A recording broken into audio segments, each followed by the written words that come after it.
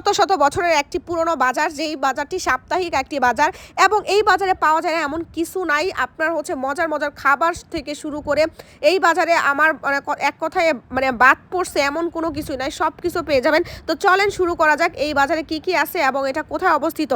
তো এটা হচ্ছে গাজীপুর শ্রীপুর বর্মি বাজারের কথা বলছিলাম। এটা সবাই চিনো যারা শ্রীপুরে আছো, এবং গাজীপুর শ্রীপুরের এটা খুবই খুবই একটা হচ্ছে স্বনামধন্য এবং খুবই পরিচিত একটি বাজার, কারণ এখানে অনেক জায়গা থেকে, কিশোরগঞ্জ থেকে শুরু করে অনেক জায়গা থেকে হচ্ছে এখানে আসে বিভিন্ন ধরনের প্রয়োজনীয় জিনিসপত্র কেনার জন্য, বিশেষ করে গরু ছাগল কেনার জন্য, আর অনেক অনেক অনেক কিছুই পাওয়া যাবে। তো প্রথমে হচ্ছে আমরা শ্রীপুর থেকে চলে গেলাম বর্মিতে, সেটা হচ্ছে অটো দিয়ে চলে গেছি। আমার শ্বশুর বাড়ি জানেন গাজীপুর শ্রীপুরে, তো ওখান থেকেই হচ্ছে আমরা চলে গেছি।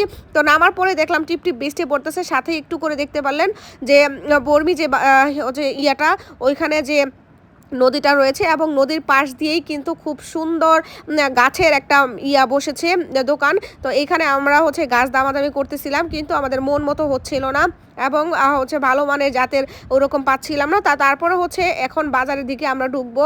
আমরা হচ্ছে এক সাইড দিয়ে চলে আসছি, কারণ বৃষ্টি নামছে এটার জন্য। আর এইখানে হচ্ছে আপনার কাপড় চোপড় থেকে শুরু করে সব কিছু পাবেন, কিন্তু সপ্তাহে যে বুধবারের দিন, এই বুধবারের দিন সব কিছু অ্যাভারেজে পাওয়া যায়। আর এটা হচ্ছে এই গলি দিয়ে ঢোকার পর দেখলাম মাছ ধরার জালটাও এখানে পেয়ে যাবেন।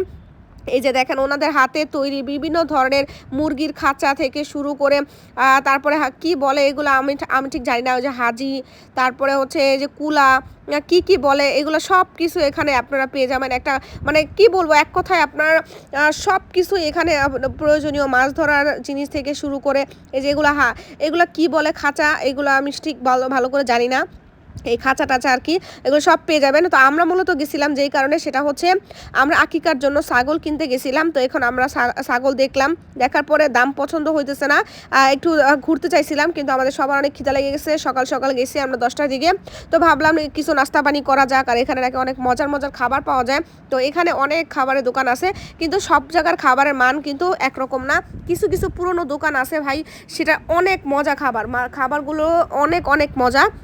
তো এটাই আমরা খুঁজতেছিলাম, আমার শাশুড়ি নিয়ে আমাদের হাঁটতেছিল এবং বিভিন্ন জায়গায় চিনাইতেছিল যে এখানে কি আছে না আছে, এগুলো আর কি চিনাই দিতেছিল। তো এখানে দেখো যে জুতা থেকে শুরু করে কাপড় চোপড় পাওয়া যায়। আর এখানে অসংখ্য খাবারের দোকান আছে, সব খাবারের দোকান কিন্তু একরকম না এবং সবার খাবারের কোয়ালিটিও একরকম না। আমরা কয়েক জায়গায় খাবার খাইছি, অনেক মজা এবং অনেক অনেক ভালো ছিল। তো এই যে এখানে হচ্ছে আমার শাশুড়ি মাথার কাঁকড়া কিনতে আসছে, ওনার হচ্ছে আমাদের দোকান রাইখা এখানে মনে পড়ছে যে এখন ইমার্জেন্সি দরকার মাথার কাঁকড়া, এরকম আর কি। তো এই যে এরপরে হচ্ছে ছেলেদের অনেক কাপড় চোপড়, এক একটা সাইডে এক এক রকম আর কি জিনিস আছে। এই যে দেখতে পাচ্ছেন একদম ফলের সমারোহ, এদিকে একদম ফল টল দিয়ে ভরা, একদম মধুমাস যেহেতু এটা, কারণ হচ্ছে এখানে এই সময় অনেক অনেক ফল পাওয়া যায়। কিন্তু এখানে একটা ভুল করছি, লটকন যেটা ঢাকা শহরে 200 টাকা কেজি, ওইখানে ওইটা 60 টাকা কেজি। আমি অনেক চিন্তা করছিলাম যে আসার সময় নিয়ে আসবো, কিন্তু মনে ছিল না, এই জন্য আর কিনতে পারি না। এরপর আমরা অনেক হাঁটাহাঁটি করার পর সিঙ্গারা, তারপরে এখানে আর কি আছে আমরা খাওয়া দাওয়া করার পর আমরা শুটকির সাইডে গেলাম শুটকি কেনার জন্য। অনেক শুটকি টুটকি দেখলাম, দেখার পর হচ্ছে দামাদামিও করলাম। এবং এই যে এখানে দেখেন অনেক ধরনের শুটকি আছে দোকানগুলোতে, মোটামুটি সব ধরনের শুটকি আছে এবং খুবই খুবই ভালো মানের শুটকিগুলো পাওয়া যায়, বিশেষ করে বুধবারে ভালো মানের পাওয়া যায়। এরপরে হচ্ছে আমার হচ্ছে প্রথমবার এটা যাওয়া, কিন্তু আমি এখানে যে একটা জিনিস খায়া একদম পুরো হয়ে গেছি, এটার ফ্যান হয়ে গেছি, সেটা হচ্ছে অধীর ঘোষ সুইট। যে এইখানে ওদের যে একটা বড় সাইজের মিষ্টি আছে, এটা রসগোল্লা নাকি, আসলে আমি নামটা ভুলে গেছি, এরকম টাইপের রসগোল্লাই হবে। এই রসগোল্লাটা ভাই খাওয়ার পর আমার মনে হয়েছে না আমি আসলে মিষ্টি খাইছি, অনেক বছর পর মিষ্টি খাইছি, মন ভরে গেছে, মুখ ভরে গেছে, এখনও মুখে লেগে আছে। কিন্তু আনফর্চুনেটলি আমাদের দইগুলো কারো ভালো লাগে নাই। আমি কোথাও গেলে অনেক বেশি অর্ডার করি না, এটা হচ্ছে আমার অভ্যাস। আমি প্রথমে হচ্ছে যদি আমার অপরিচিত জায়গা থাকে আমি হালকা পাতলা অর্ডার করি, ছোটোখাটো কিছু যেটা খাবো ওইটা অর্ডার করি, যদি দেখি মজা তাহলে বেশি করে অর্ডার করি। তো আমি ওখানে যাই মিষ্টি নাকি ভালো শুনে সবার জন্য একটা করে অর্ডার করছিলাম, একটা কাপ দই নিয়েছিলাম, কিন্তু কাপ দইটা একটুও ভালো লাগে নাই। সবার মুখের রুচি একরকম না, ভালো নাও লাগতে পারে, সেটা কেমন লাগতে পারে, কিন্তু আমার ভালো লাগে না। এই যে একটু শোনেন আমার জামাইয়ের মুখ, একদম পুরো হয়ে যায় সব নাম হয়েছে।